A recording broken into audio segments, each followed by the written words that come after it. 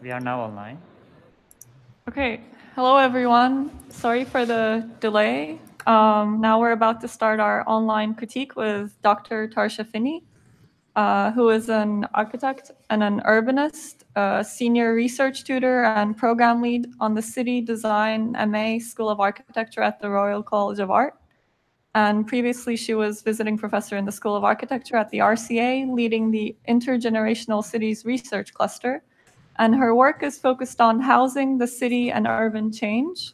Her research interests cross several areas: domesticity, the housing project, and the role of multi-residential housing in the constitution of the city since the 19th century, architectural typology and notions of architectural disciplinary specificity and autonomy, the architectural urbanism of innovation in cities, and the relationship between spatial performance, ownership, and governance structures in urban resilience and transformation in cities, with particular reference to ideas of alternate housing and neighborhood models. So we are unbelievably excited and grateful to have you here with us today, Dr. Finney, and we're looking forward to hearing your presentation. Thank you. Thank you so much for having me. It's so great to see you doing this work in Venice and to keeping the Biennale going. So shall I put my screen on now and share the screen and start the presentation? Yes? Yes. Okay. Okay. Yes. Oh.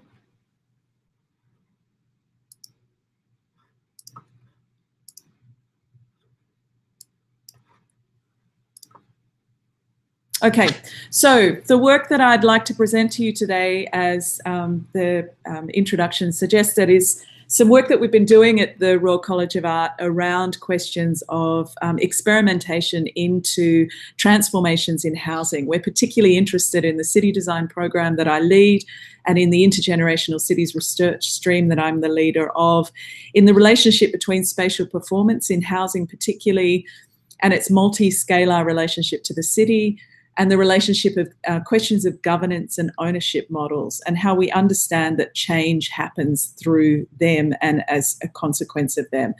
So this body of work we've entitled The Conditions of Experimentation. And we're interested in this particularly. I am particularly interested in this. And on the one hand, it looks like it's just a standard 5-bedroom apartment. You'll all recognize. Oh no, it's the phone charger. Oh, sorry, it should just be sitting on my desk. Sorry, I'm about to run out of my mobile phone battery and someone's helping me with a phone charger. So the image that you're looking at now is something we call a cluster apartment. It's 5 bedrooms, each with an ensuite, that share a series of living spaces. And when I went to see this cluster apartment, we're interrupting you, but we're unable to see your screen. We don't see the presentation again. Do you see anything if I move through it like that? No? No? Okay. No, we cannot see now. Okay.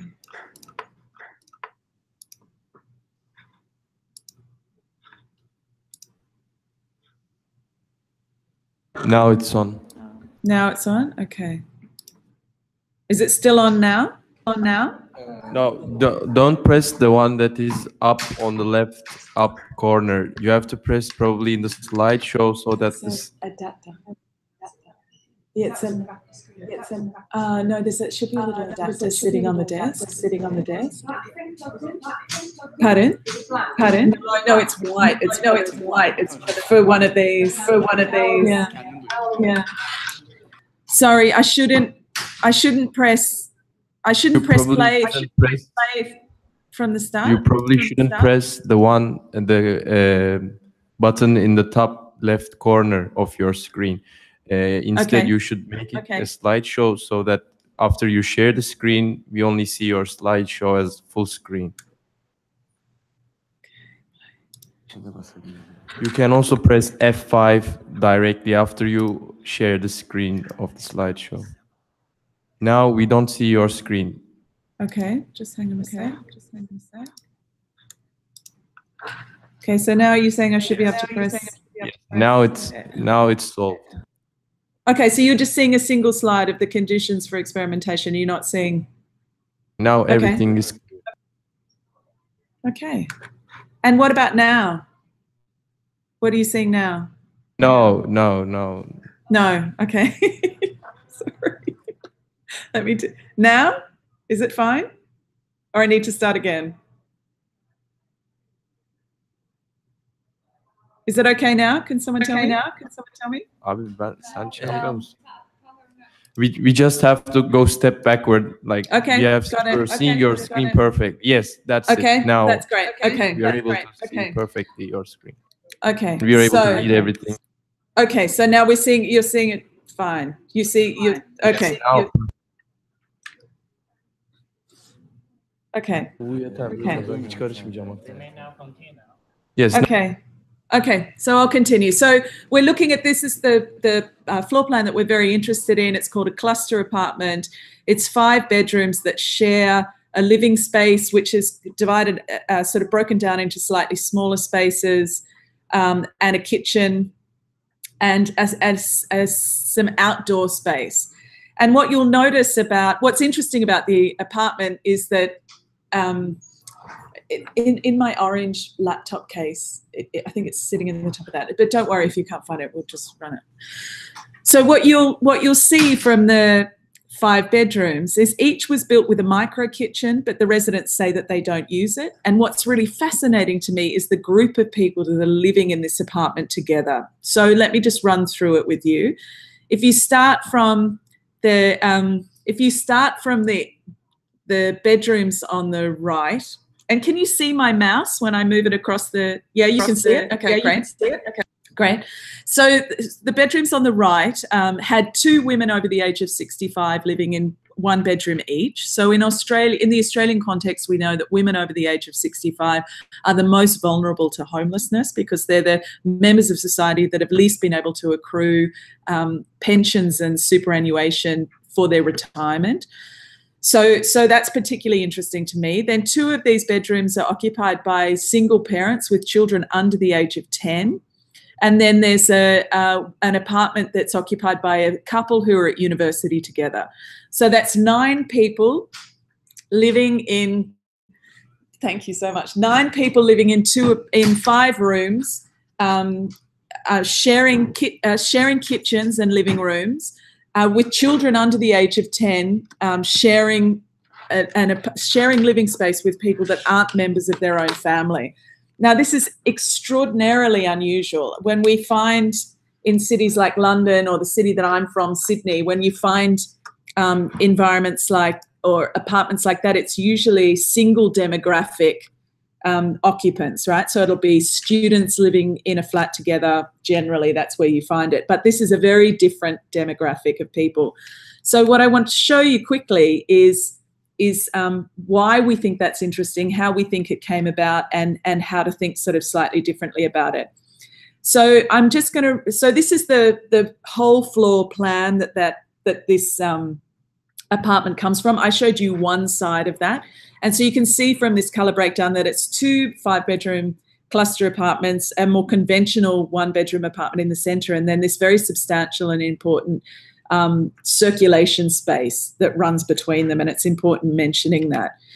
So I'm just going to run through these images. So what I want to show you is 2 sets of what we call diagrammatic conditions that define the city. Certainly the city of modernity. So there's many cities that you guys will live in and come from that have substantial urban form that is pre-modern, and that will intervene with and deform these diagrams as they're deployed into the city. But for those of us that come from cities that have been primarily developed in the 19th and 20th century, these 2 diagrams have been the principal organising mechanisms for cities. Less in the way that they're deployed accurately in relation in reference to this, but it's these drawings that we always refer back to as what we call the strategic exemplar of the organisation of groups of people together. So one is the dwelling unit, the 3-bedroom apartment that a writer like Robin Evans has identified as being sort of the most substantial development in terms of the organisation of the modern family, which this drawing is, the drawing on the right is put down to 1851, but many historians and theorists have argued really emerges and is visible in cities through Europe and North America and Australia by the 19-teens.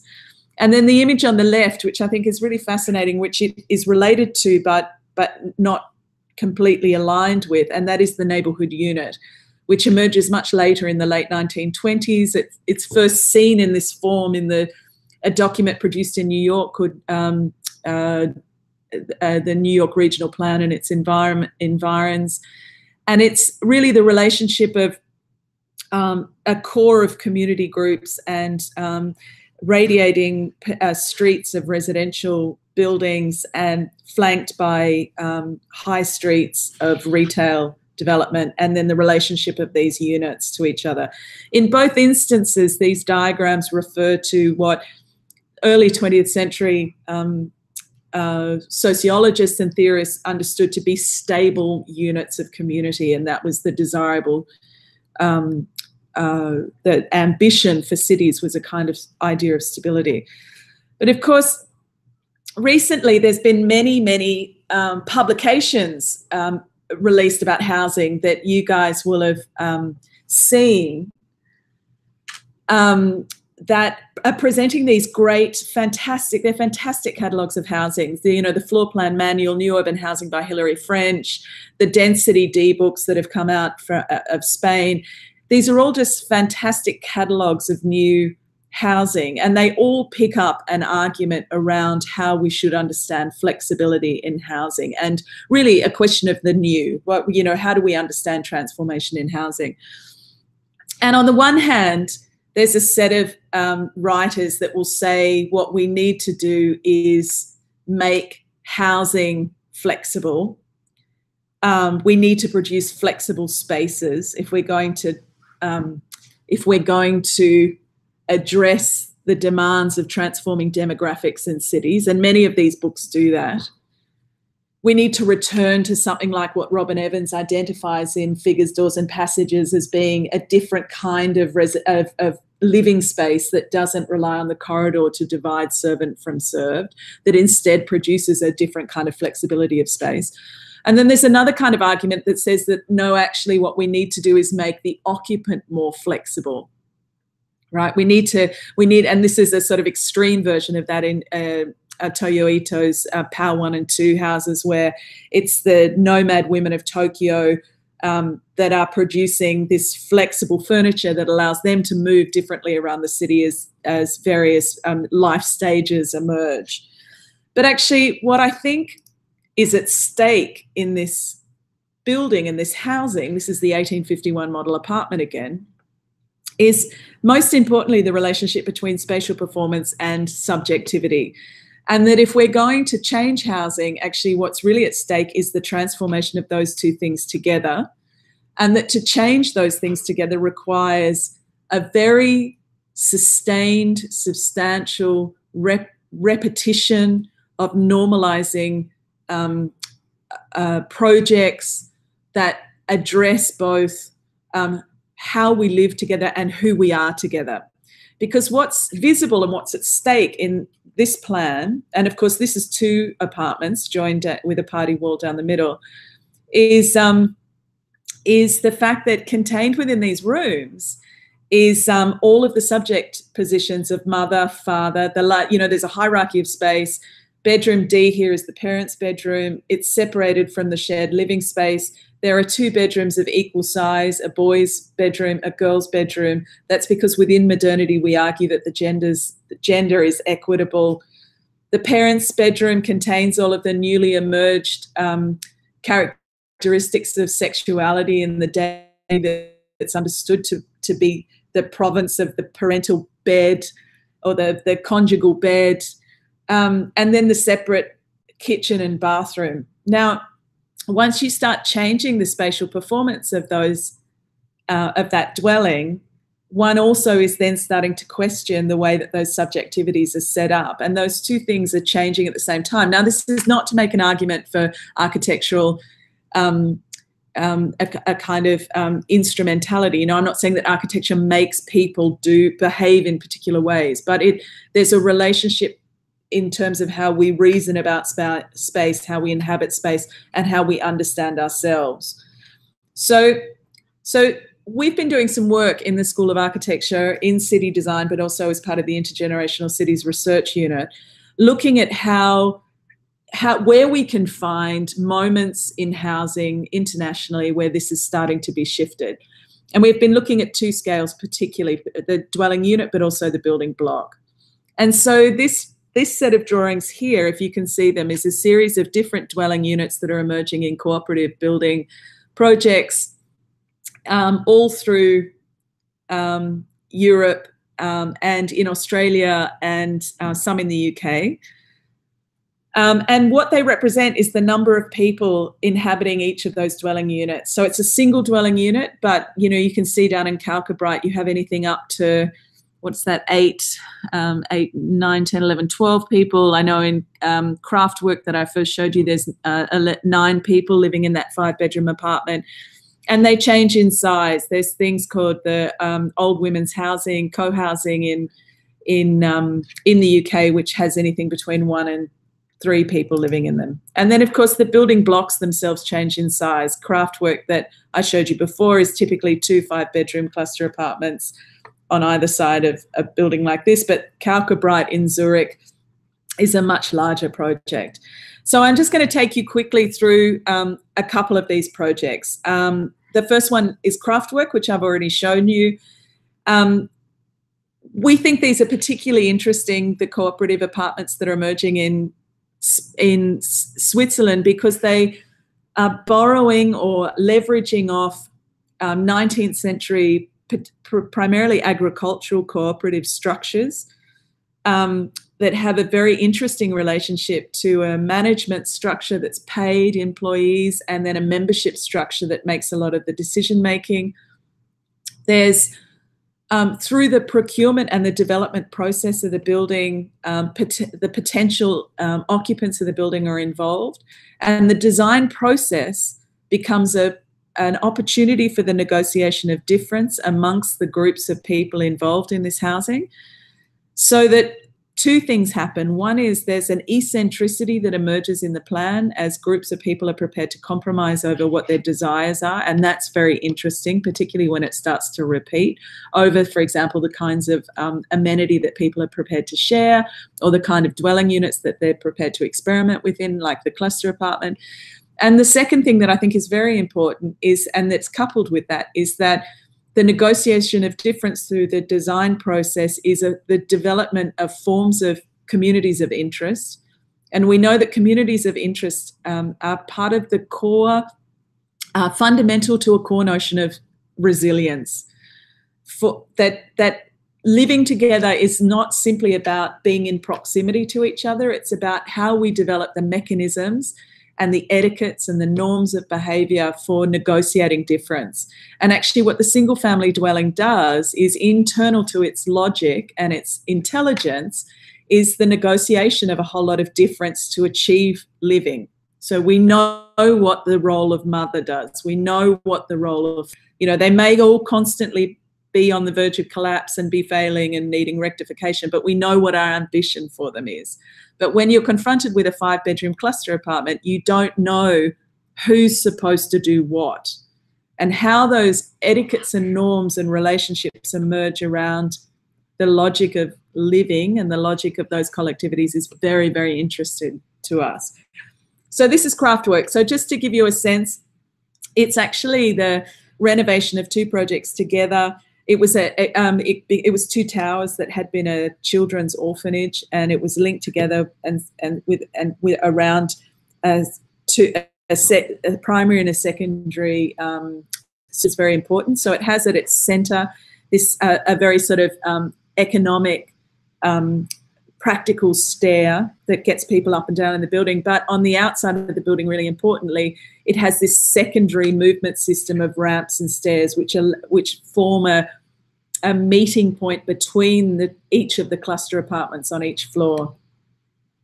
And you can see here, I showed you this image earlier of the light blue is how the circulation systems work. And so in summer, that forms the space where there'll be large outdoor dining tables that people from each of these clusters will use and share. And there's and play space for children as they move up and down the building. That's very important.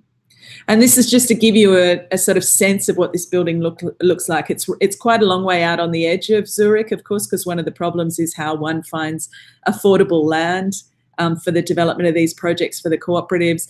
These are the large stair systems that you can see that are shared by different families. And this is the interior of the dwelling. So it's a very, this is very early on in the project. It's a very pragmatic, very sort of functional fit out.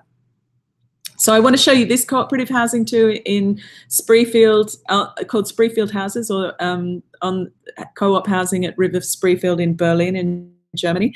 It's a Baugruppen project, and it's, as I said, right on the river. It's 3 towers of housing. And what's interesting about that to me is that in all of these projects, there's a question over the size of the group of people that are able to come together and negotiate their difference. And it seems that it's around a maximum 30 households, which is generally about 60 to 80 people. And when the group of people gets larger than that, they have to break off, and that generally it means that they form a different building. So in the case of Spreefield, that means that there's 3 buildings, but that seems to be the maximum number of people that can negotiate. And in these 2 drawings, you see these apartments are 2-story apartments, and the purple colour, this sort of pinky purple colour, is the bedroom spaces, and the blue is the shared living spaces. And you can get a sense here from the kitchen of what those spaces look like. Again, this is Spreefield. What really characterises Spreefield for me are these some very, very beautiful rooftop spaces that in summer are covered in gardens. This is one of the shared kitchen spaces. And these are the rooftop gardens and various spaces inside. These are rooftop gardens from outside. And then, of course, there's also innovation, as well as being innovation in the dwelling unit, which is what we were looking at before. There's innovation at the scale of the building block. And I think that R50 in Berlin is a really great example of this. Again, this is a Baugruppen project in Berlin. It has some very substantial shared amenity at the ground floor, and then very loosely planned apartments with a narrow balcony that runs around the full perimeter on every floor of each apartment. It's these, in this image, what you can see are the ground floor community spaces. So they have meeting spaces. This is a great example of a design process that's used to negotiate difference amongst a group of occupants, where what it was agreed they would share is things like small studio spaces that are bookable within the building block, which mean that if you have friends coming to stay, or you have a child that moves between your house and your ex-partner, ex-wife, ex-husband's house, the child can stay in this additional bedroom, rather than you having to have a 2 or 3 bedroom, a larger apartment for a child that only stays every weekend or every second weekend. And I think this is a really interesting innovation in this apartment. And then you get these narrow balconies that run the perimeter of the building, which enable then for anyone to move around the edge of the building. So there's a secondary movement system around the building. And again, going back to Spreefield houses, one of the very interesting things that they've done is develop shared space at the ground floor. So each of the building blocks, and this is the 3 here, each specialise in something at the ground floor. This one has a large dining room with a commercial kitchen in the corner that's actually let out to a commercial catering company. This one has a childcare centre that then in the summer months uses the entire site boundary for the children's play area. And this one has a shared workshop, which means that anyone can build furniture or build the interior fit out for their own apartment upstairs. And these are the image of some of the spaces. So this is the catering space. This is the large dining room that's at the base of one of the buildings. This is one of the dance studios, and they have a boat shed also down on the river. This is where the children are using the ground floor for to come outside from the play group.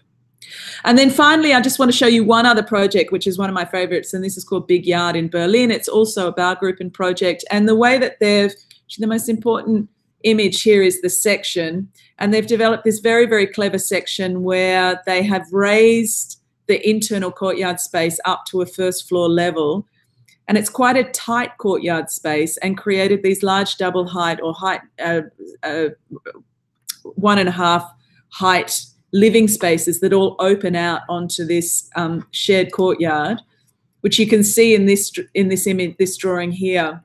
And what that enables, when this building was finished, within its number of apartments, there was something like, I've heard a figure of 60 children under the age of 10 that moved into this apartment when it first opened, this block. And what that meant was that all of them can be down in this space playing, and they can be supervised by simply 1 or 2 adults. So it's a major sharing of resources. This is what the internal space looks like.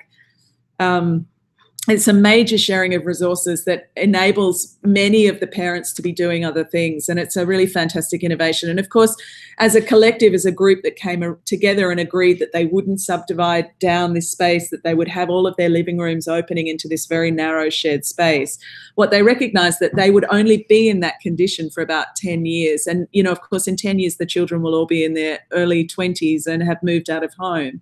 But it means then that they'll negotiate again for the reconsideration of how that courtyard space gets used. So I think that it's a very interesting way of a group coming to get together to develop a project. And then just finally to show you a project that that I've just started looking at in more depth in Barcelona called La Borda.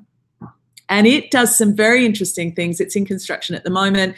This is its rear facade on the left, and some of its interior fit out on the right. And this is images taken from its process of negotiation and design decision making. And I think, to me, what's very important about this is less the participation and the issue of community itself, and more the fact that it's the design process that gets used as the mechanism that allows a group of people as broad as that to negotiate their difference and to come up with a solution amongst themselves of how they want to live together that challenges the current norms that we have for housing. So just to flick very quickly through some images of that. And they're introducing some very interesting ideas around shared care through their building, which I think is really important. So you can see people here. There's not architects leading this project, but there are architects that are community members. And all of these projects have had architects operating them in them in some way, but not the standard client going to architect in a traditional contractual sense. In the La Borda case, the architect is a community member. And these are some of the images of the project as it's being finished. And so with that, I would like to finish that presentation. I hope that was useful.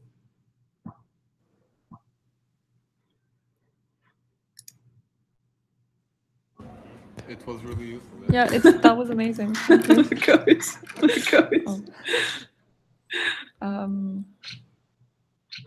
So to start off the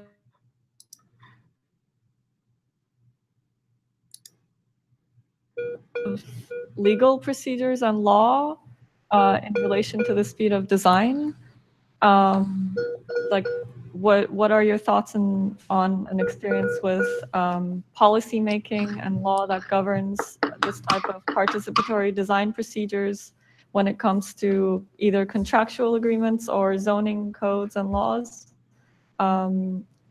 Is it much more difficult to negotiate the legal side of things? Is it slower, or have you also been able to find really interesting cases where some sort of innovation is done on the legal side as well as on the design side? I think that's a really interesting question. Well, the first thing to note is that all of these projects are coming from different legal jurisdictions. You know, the group that I showed you there and that we've been looking at, Spain was the last one, Germany was one, Switzerland's another. There's some variations on cooperatives here in the UK, and there's a very interesting model in Melbourne in Australia called Nightingale.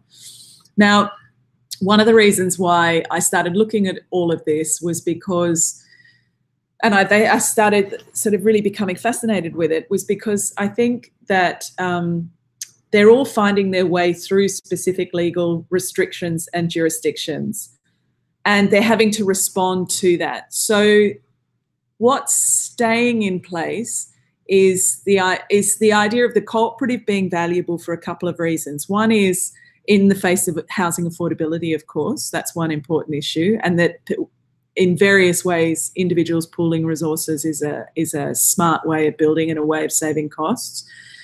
But equally, I think in two other directions, it's important. And one is in the direction of this idea that I think that more interesting outcomes are happening as a consequence of this negotiation of difference, and that's something that's really worth pursuing.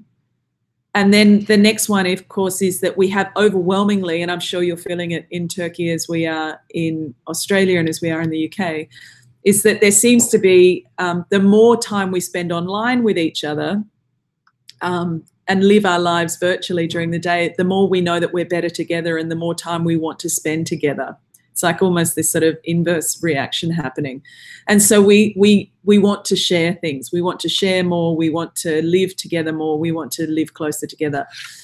And I think in different legal contexts, what becomes interesting about this work is that those ambitions are in place, but they're hitting the ground differently depending on the resistances of the specific legal jurisdictions.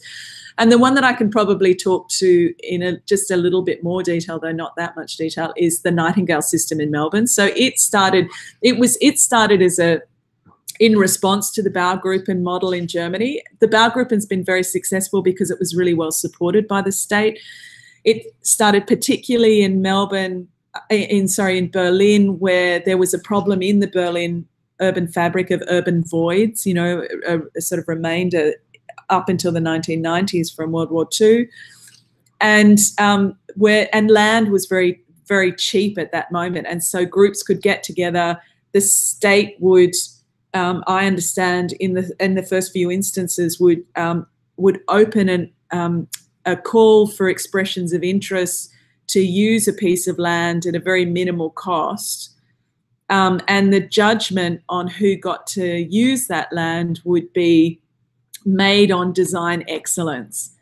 And I think that initial emphasis on design excellence meant that there was some careful attention paid to design innovation and design quality. And of course, you know, there's been some very beautiful projects, some really interesting projects produced as a consequence of that.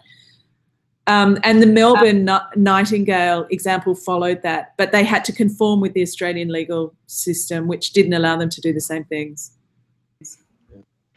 Tarsha, we can stop screen sharing right now. Okay. Excuse me, Okay. I'm interrupting. That's okay. That's okay. So hang on, how do I? Oh, Google Hangouts, hang on. Is that better? Can you see me? Can you see me? We cannot see you at the moment. You actually shared your screen. Oh, did I? Okay. Oh, did I? We see ourselves. How's that? How's that? No?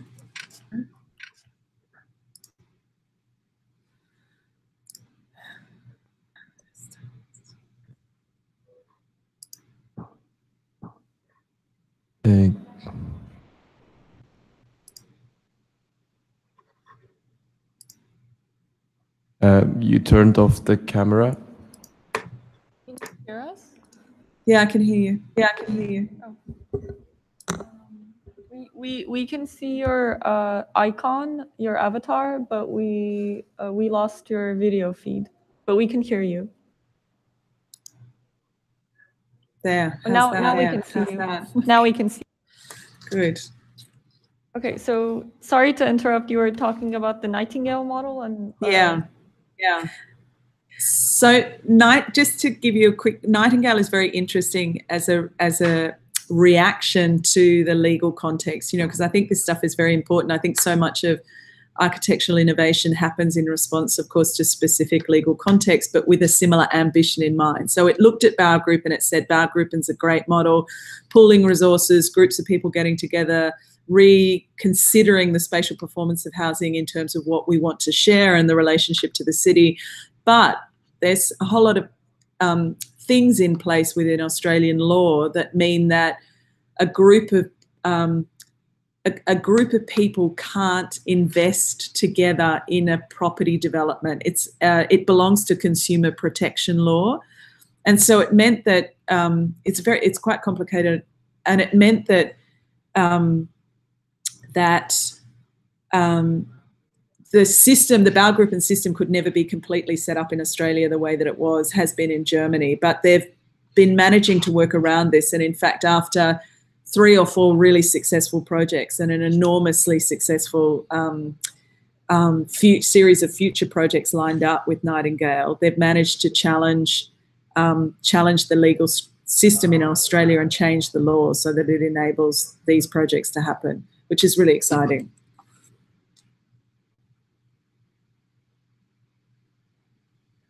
Thank you. I guess that shows that stuff like this, the Biennale, we need to be more interdisciplinary and have lawyers among us or policymakers on the table as well.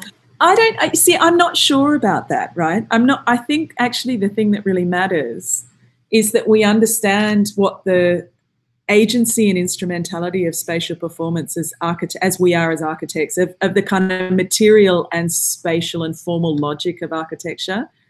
Because it's unclear to me in this scenario which comes first, the spatial reasoning or the legal resistance, and which is more powerful, because at different moments they have different agencies and different logics.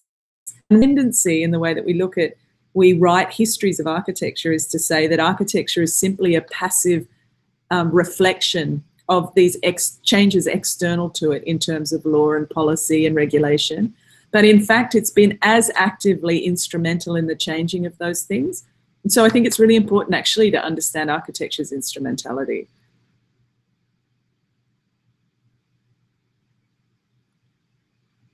Thank you. I would like to ask something as well. From the last part of your answers, I tried to catch, and something just came up to my mind. We always speak about the autonomous policies, the autonomous architecture, the autonomous society. How does autonomous architecture work according to you?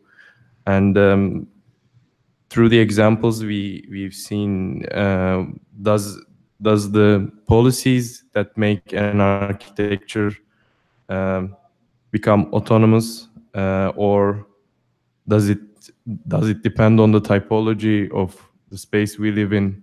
How can we optimize our living togetherness, like the project of Henry Roberts? Different demographics of people living together, and kind of, I don't know if it's a correct term to put on it, but if it's an autonomous small living place. And another question I will ask after this, maybe unrelated, maybe I should ask later. Yeah, let me answer the first one first. I think there's 2 ways perhaps that you're using it, perhaps crossing over using the term autonomy.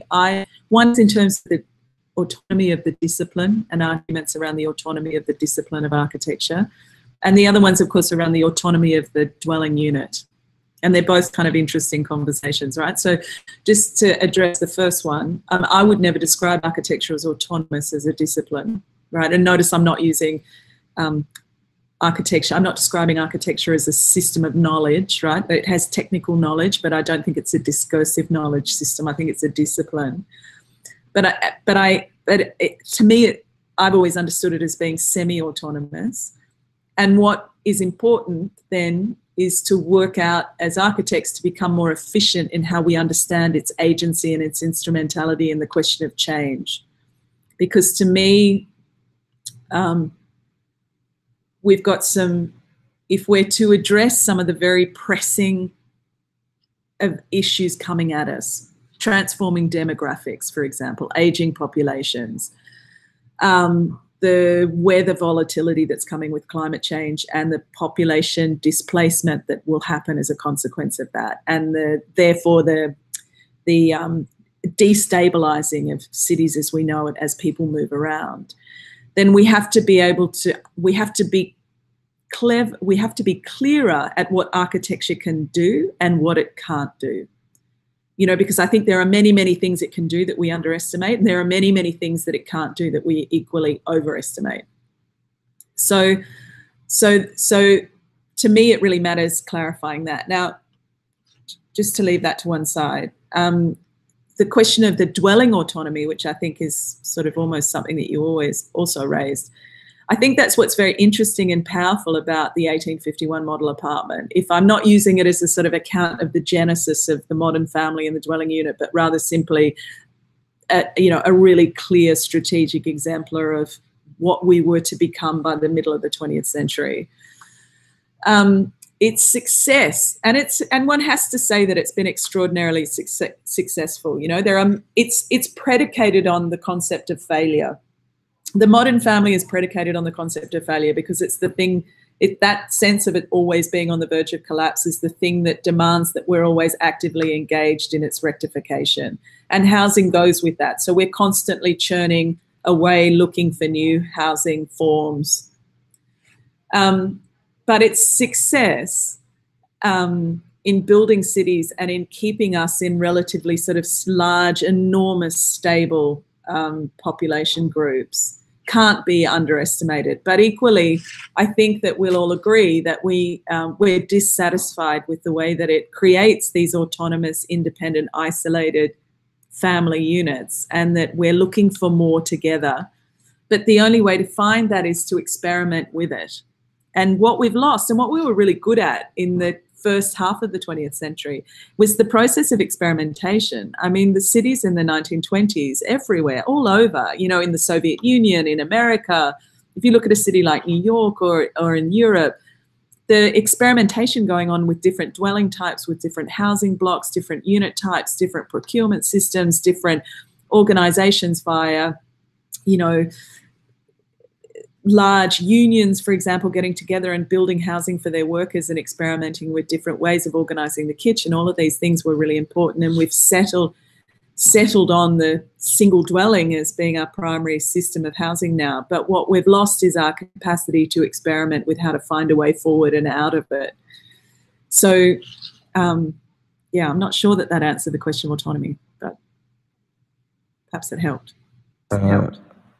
Thank you. I guess it's a little bit my bad because I just realized that I didn't mention the cooperation in this in my question at the beginning. However, I catched many good, I mean, not many satisfying answers. Thank you. Pleasure.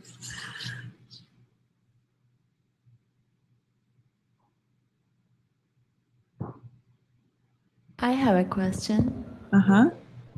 Okay. The idea of co-housing is unique itself, so each intervention should be unique. And those processes of building a kind of community takes so long time, and it's kind of never-ending process. So after those kind of meetings and the decision-making processes, there is still so many things that we cannot cover. What is the biggest challenge that you face through this process in terms of the relations of people and the decision-making process? And after post-decision-making could be another example. Yeah, I mean, I think what's really interesting there's two things about your question that are really interesting, right? One is the question of uniqueness, right? And maybe I'll come back to that. And the second one is, what are the challenges? I just sort of picked up on uniqueness, but then you asked what are the challenges? And I think that the challenges really depend on the legal jurisdiction that you're working in. So, for example, I understand that the challenges in Zurich, in Switzerland now, are about finding land that's affordable. Because of course land moves in economic cycles, right? So sometimes it's very affordable, like I was describing in Berlin when the Baugruppen and system started, land was very affordable, so it was easy to find the land. The challenges came in other ways. Now land is very expensive. It's very hard to find land. So as the cooperatives have found their feet and found their system of operating and their system of working together, and systems are known and ways of dealing with difference and are more known, now the problem is land affordability. In other places like Australia, one of the big problems is finding institutional funding that's prepared to support and finance cooperative housing. So the banks aren't used to dealing with it. In Switzerland, the banks have been dealing with cooperatives for a long time, and so they have cooperative banks that are prepared to lend to cooperatives. In Australia, the mainstream banking system doesn't know how to deal with a cooperative because everyone's mortgages are tied together. So that's where its challenge is, right? So the challenges are coming from lots of different places. Least of all, how do you work together? How do you trust the system, the contractual system that's a new legal system? How do you trust that to be able to get in and out of the system if you need to get your money out, if you need to get out quickly because your life circumstances have changed? I think, these are, depending on how long cooperatives have been in place in your country of origin, these things change. But then going back to the question of uniqueness, I think this to me is a really important one, right? And what's ironic always about the discipline of architecture is that it defines itself on its capacity for transformation and change. It's constantly seeking novelty. And yet when you consider something like the 1851 model apartment, you realize actually nothing changes. And so, and you can see that in strategic exemplar diagrams in cultural buildings, in housing, in hospitals, in education. It's all sort of diagrams that have come to us from the mid to late 19th century. So the question of uniqueness is really interesting because I think it's uniqueness. What I'm seeking is change that normalizes and is repeatable. And that's when it becomes interesting, not when it constantly displays uniqueness, but where it starts to bed down and repeat patterns of reasoning and patterns of occupation. And so really I'm looking for patterns, not uniqueness, when I look at these projects.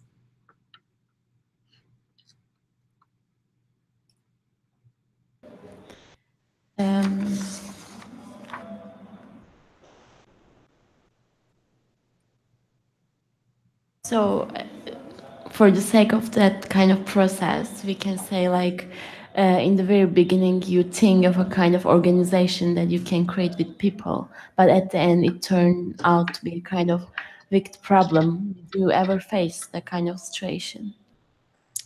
Oh, where a group of people are unable to negotiate and unable to work out how to do stuff together?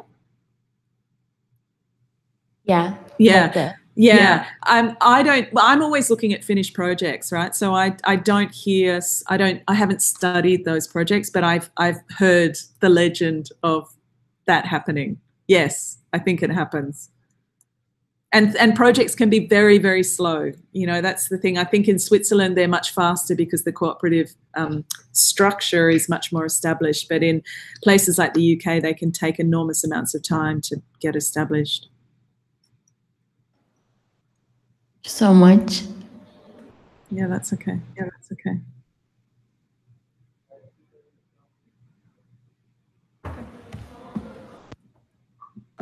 Okay, it seems like we're at the end of our time. So we'd like to thank you so much for your amazing presentation and for answering all of our questions. Thank you. It was an honor to have you here at the Turkish Pavilion. Thank you. Thank you. Good luck, Turkish Pavilion. Thank you. Thank you. Bye.